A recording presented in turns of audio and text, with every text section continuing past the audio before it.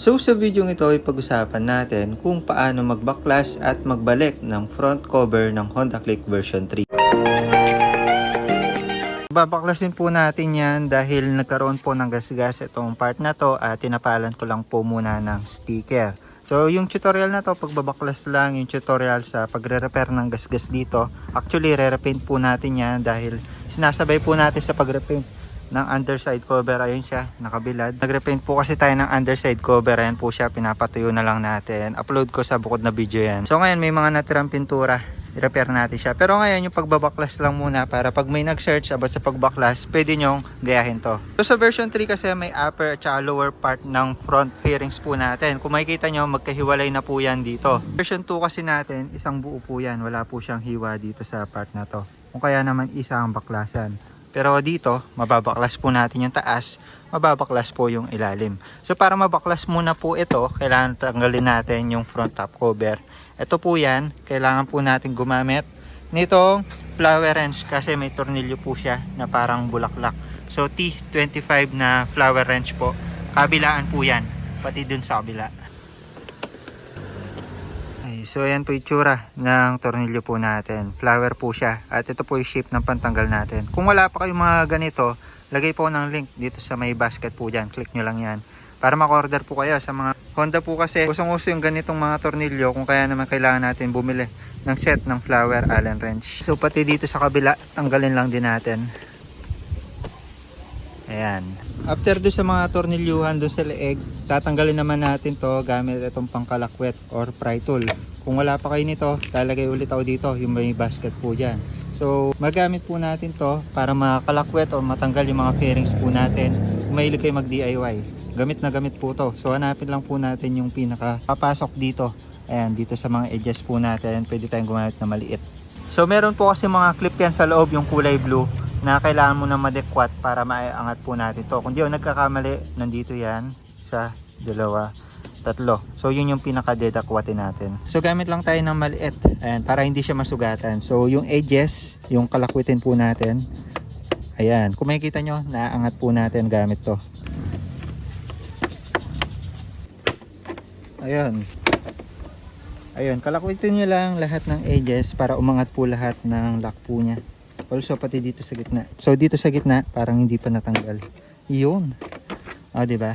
Ito yung tinutukoy ko. Itong pin na to, di pala siya dito. Dito siya sa taas. Ito. Ayan, maangat na po natin siya. So naglalak po yan, itong mga blue na to, kaya mahirap tanggalin. Dito sa mga butas na yan. Dito.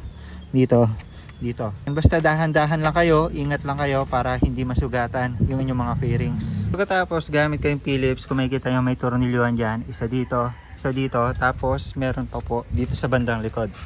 Ayan, dito, isa dito.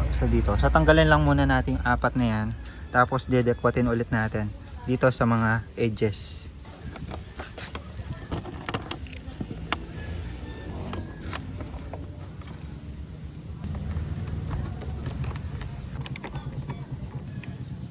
So yan, natanggal na natin mga tornilyo. Next po natin, palibutan natin, kalakwetin po natin gamit to. So yan, meron rin po siya mga push pin katulad ng kulay blue dito. Ayan, kung di ako nagkakamali, meron dito, ayan, sigurado dito. Tapos yung dalawa, around dito siguro yun. So yun, kalakwitin lang natin gamit tong mga pry tool. Yun.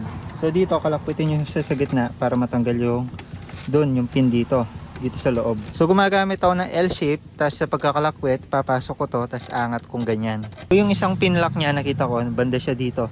Gamit kayo ng L-shape, pasok nyo dito, tapos ikalso nyo. Yun, tanggal siya, nandito yun. Yun, kalakwit dito, matigas dito, yung pin. Tapos ganun lang din sa kabila. Ayan, kung makikita nyo, ito yung pin na sinasabi ko, nakapasok siya sa butas. Tapos dito, yung part na matigas, ayan, dito siya, nakapasok po yan. May kalso po siya dito. So, kalakwitin lang natin. At least nalalaman nyo kung saan part yung dedekwatin. Pag natanggal na yung side na to, itong kabila naman, so ganun din. So, yun yung iwasan nyo sa sobrang lakas ng pag-attack natin. Lumipad po siya, buti na lang wala masyadong nangyari. Ito, ayan, kasama po yan sa i-repair natin. Dati pa yan, kasama yan sa gasgas dito. Pag tinanggal natin dito, may gasgas kasi yan. So ganun lang kadali. Ayan, may pin dito. May pin dito. May pin dito. Tapos gamit lang po tayo nitong mga pry tool. So maglalagay po ng link ng mga to. Also yung set ng mga star allen wrench po natin para may ginagamit po kayo. So sa ibang mga parts naman, sa ibang pagbabaklas, sa ibang video na po yan. So sa pagbabalik medyo magaan na dahil ibabaw na lang natin itong mga to. Tapos isaswak lang po natin yung mga lock po niya sa gilid. So unahin po natin itong cover na to, front cover. Tapos unahin lang muna natin i-shoot itong mga pin na to. Dapat nakaswak po yan dito sa mga butas na yan.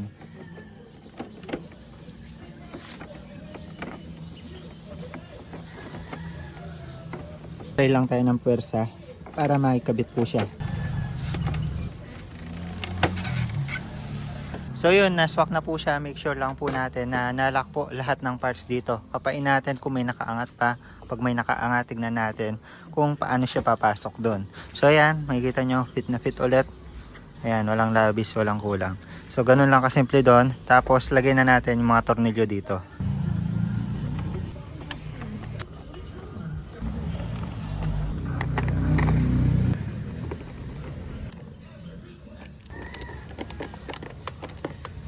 Pag okay na tayo dito sa front cover, sunod na yung front top cover natin. So swak lang natin yung mga blue na yan, yung tatlo. Tapos may shoot na yan. Tapos lagay natin yung tornilyo dito sa taas. Ayan. Swak lang natin siya guys. Tapos diretso natin manibela. Ayan. Para mag-swak po siya. Ayan. Fit na fit. Ayan. Ganito. One hand lang po ako. Apply lang po ng pressure dito. Didiinan lang natin yan. Yun. Yun. Pag narinig nyo na yung mga yun. Ayan. Swak na yan. Yun, swak na. Pag narinig nyo na yung mga yon, nag-swak na. Tapos check nyo kung may nakaangat. So ganun lang kadali magbalik nitong front top cover. Lagay lang natin yung mga tornilyo dito sa front top cover. Gamit ulit tayo ng T25 flower allen wrench para dito sa tornilyo na flower wrench yung ulo po niya. So para mag-swak po siya at maikot po natin. Hindi pwedeng allen wrench na normal dito. Hindi po nyo may ikot yan.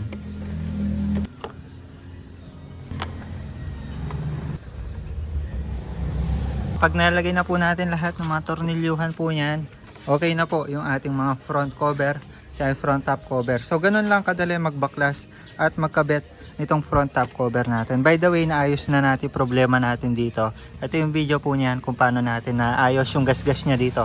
So nirepaintan po natin yan. So yun lang muna para sa video na ito. The more click, the more you know. Baklas, kabit ng front top cover at upper front fairings ng version 3. Bye bye.